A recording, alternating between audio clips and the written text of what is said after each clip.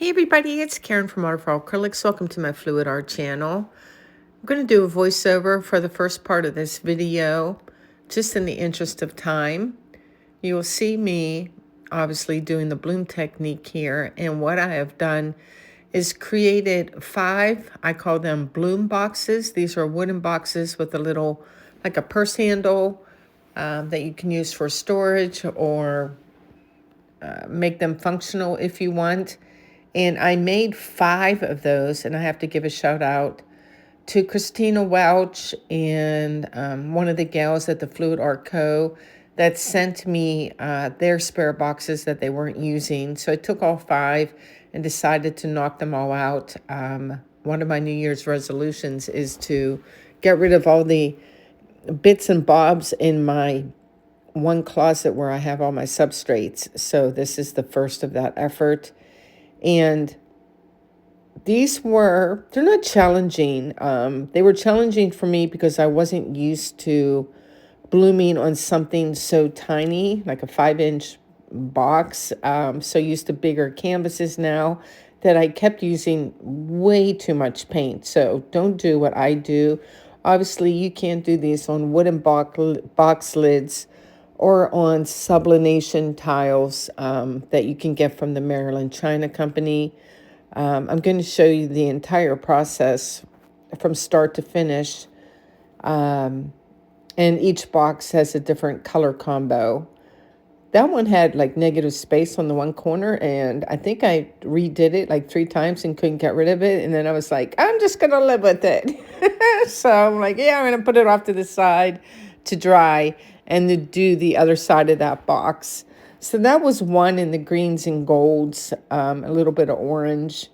And here's the other side. All of the boxes are double taped, so I go around twice with my frog's tape just to ensure the drips don't get on the box. I mean, it's no too big, I can't talk. It's no big deal if it does. You can sand these fairly easily, and I'll be talking about that later in the video. The challenge really is to get 2 blowouts that are similar enough that, you know, both sides of the box complements each other. Obviously, that happens when you use the same color palette, but you guys know me, I'm super picky. So some of these were done over and over, and because of that, I decided not to use any pigments in any of my boxes because I didn't want to waste all the pigments, because I knew I would scrape if I didn't like the design or if it didn't match the other side of the box enough. So I am using primarily Amsterdam and golden paints for these. I think on one of the boxes coming up, this one right here, this is a blue and purple one, I broke out the Boom Gel stain and tried a couple different colors here, like that. I think that's peacock blue, and then a violet. And I noticed a difference with the Boom Gel stain is that I get clear cells without lacing. That was the difference between my pouring medium recipe in a traditional bloom and then using the Boom Gel. You'll be able to see it here. And it was much thicker. Look how low I get with my mini hair dryer there, which I hadn't used my mini hair dryer in years. So it was a bit of a learning curve with that as well, because I kept forgetting to hold the cool shot button. So obviously I've cut out the fails and everything. I think the original video for this was maybe 90 minutes long, so you can definitely tell I cut out a lot. But there's the first side. I thought it was super pretty in the blues, purples, and greens. And then here's the blowout for the second side as well. But yeah, the Boom Gel stain really did act differently than the traditional pouring medium. My pouring medium recipe, I am not going to list it because I still have maybe 2/3 of a gallon of the old discontinued HGTV Ultra Deep Base. And I didn't want to futz with wonky cells or anything or take any chances. So you guys can't get that. I'm sorry about that. But I decided this was a good project to break out the good stuff. I kind of save it for I guess special occasions. It's like you have it and then you don't want to use it because it'll be gone, but then it just sits there. So I got it out for this little project. This is the third one. I'm only showing you 3 out of the 5 just in the interest of time because obviously you get the idea. I really like the color combo of this. It was, oh gosh, Q-neck, a purple, some gold and some pink, and I ended up messing up the order of one of these sides. I guess, well, it's the next one coming up the other side to this box, but they were similar enough and they were too pretty for me to scrape, so I left it be. And then I will show you how I do things like peel the tape. I don't show the resin process because I have plenty of resin videos, so you can find those in the playlist of my videos. So I think, yes, isn't that pretty? And then here's the other side. And I forget what I did different. I ordered it differently or something. But these came out super cute, super happy with them. And then I'll show you how I talk about the sanding process and the staining and how to finish. So, yeah, what else? I think that's about it. This one came out super cute too. Oh my gosh, that's just so adorable. Yeah, hella fun. Definitely, if you can't get the purse boxes anymore from Michael's, you can do these on regular wood boxes on the top, or like I said, on the sublimation tiles. And you can buy the boxes from the Maryland China Company. That's the name of the company in Maryland. And do these to your box tops. So there's that one. And then I think I'm going to get you down to show you how I complete them. Yep. Bye, guys. Hey, guys, it's Karen. It's a couple weeks later. Well, 2 weeks to be exact. And I had resin all my boxes and thought I'll just show you what I do next. So when I go to resin these, the first thing I do is always use 2 layers of my frog's tape, just to ensure that the resin doesn't seep through.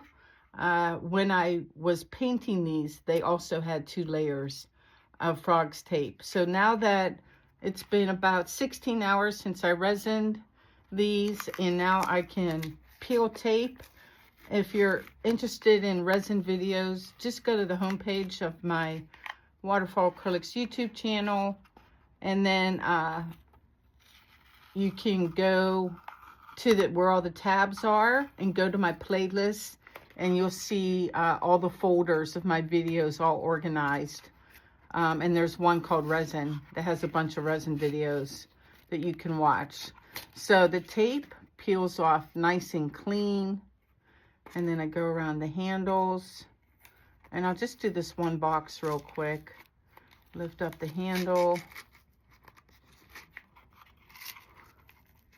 Peel off the tape. Get it off the handle. So there's the one. Oh, it's so cute. That I have obviously a bunch to do. And let me find the counterpart to this guy. So here's the other side of it. This guy here. You can see the resin bumps.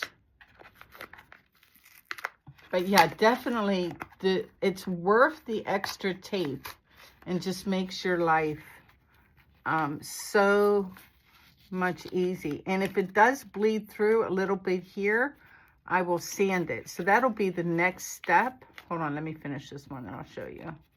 So I got a drip right there. Oh, this one did leak. So this one will need some sanding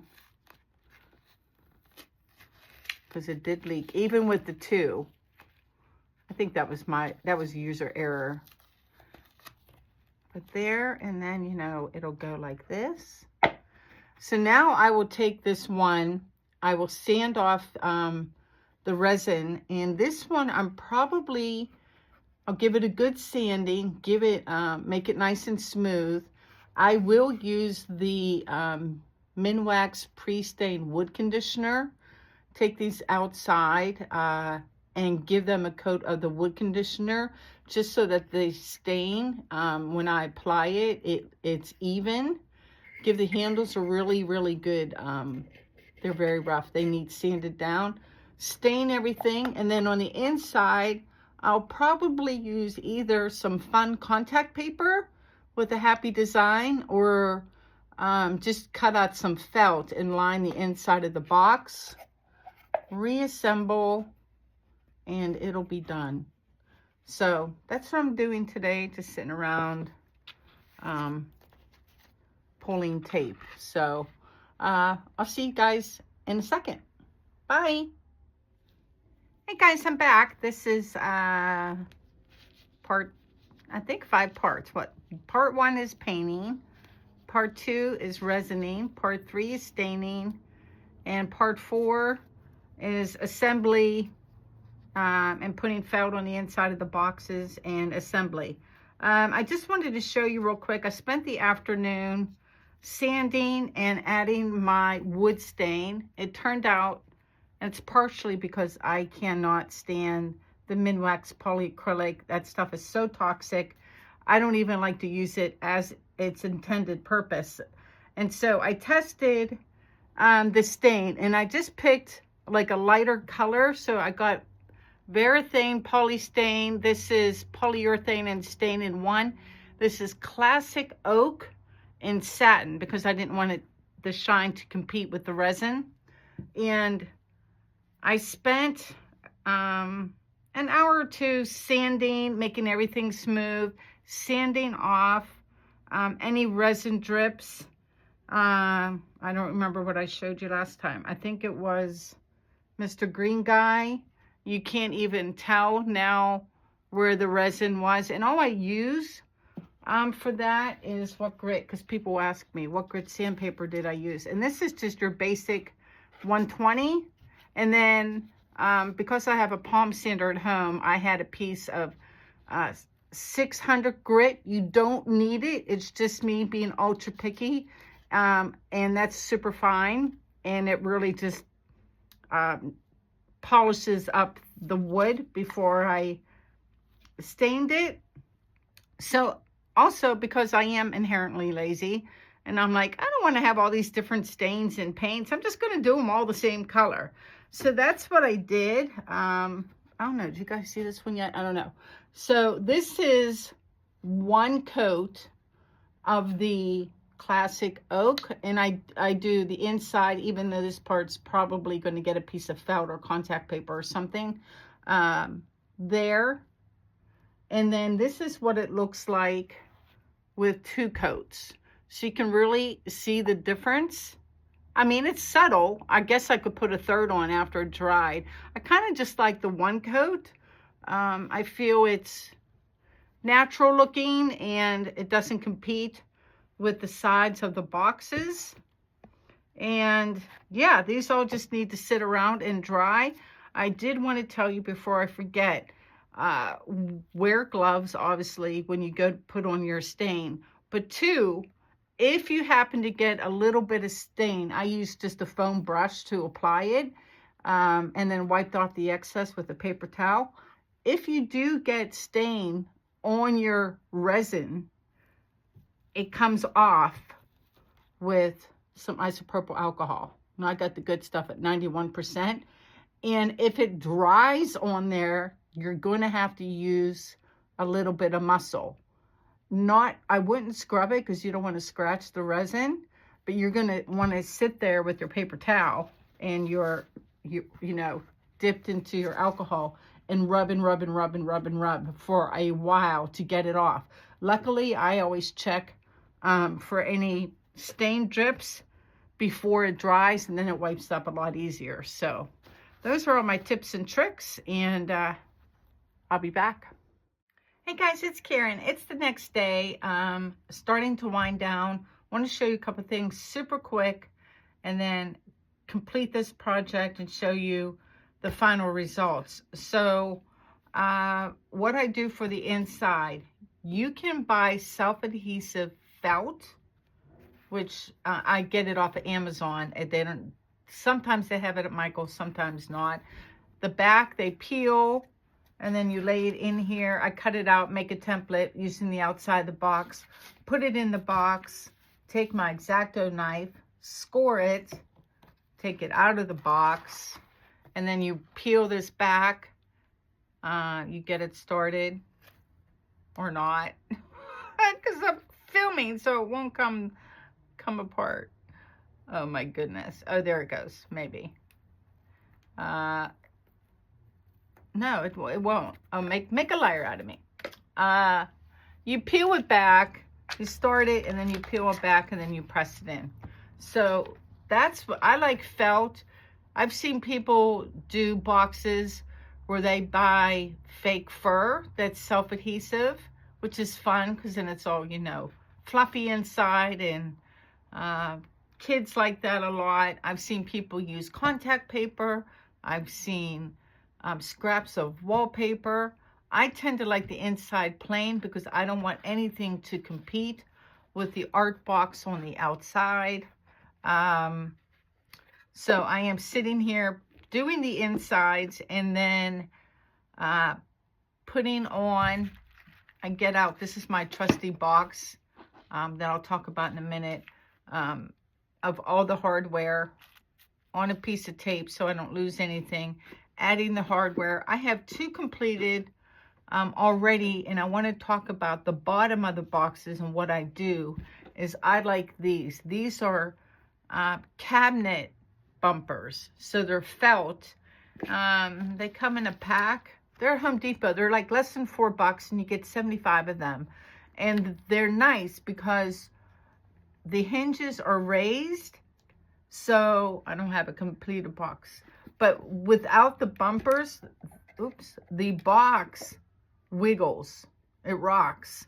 So by adding just a little bit of height, it now has a nice stable bottom, and you can display it without fear of it rocking off or falling off.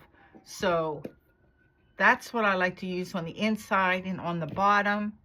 The other thing I wanted to show you was this box. Now this box was done, I think 2017, because this, I recognize this is a flip cup of silicone on top of this wood box. If you can't get these anywhere and you just still want to do this on and do a regular box, it's the same process. This one I didn't put a liner down because it's my box that holds all of my extra hardware, but I did get fancy and stain it 2 different colors.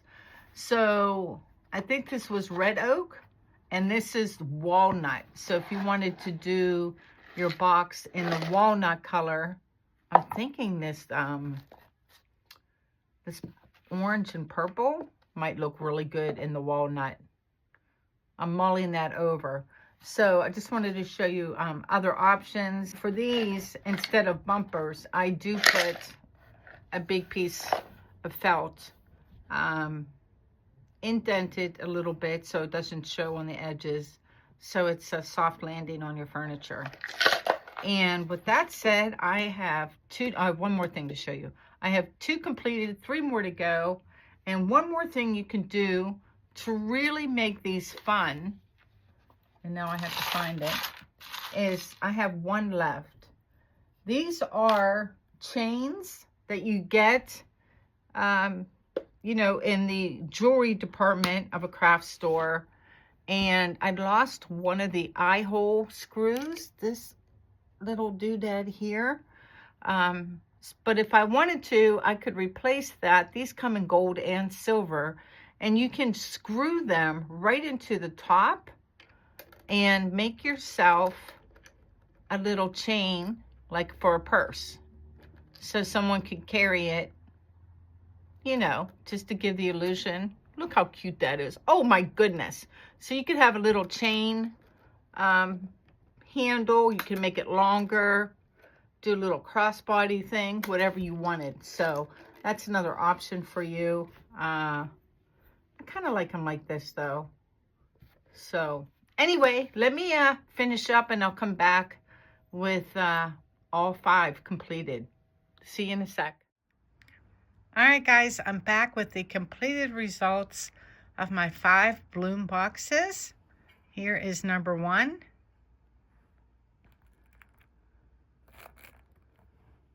Here is number 2.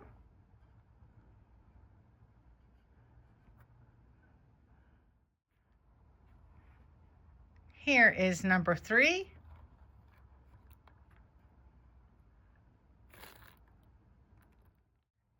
Here is number 4.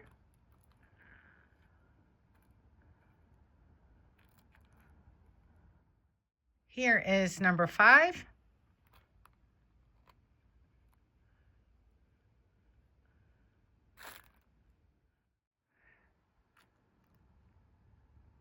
Oh my goodness, they're all so cute.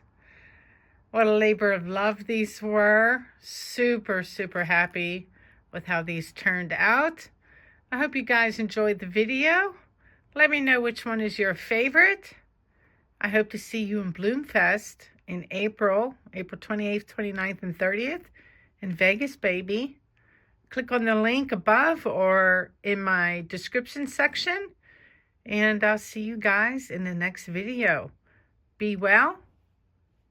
Peace out.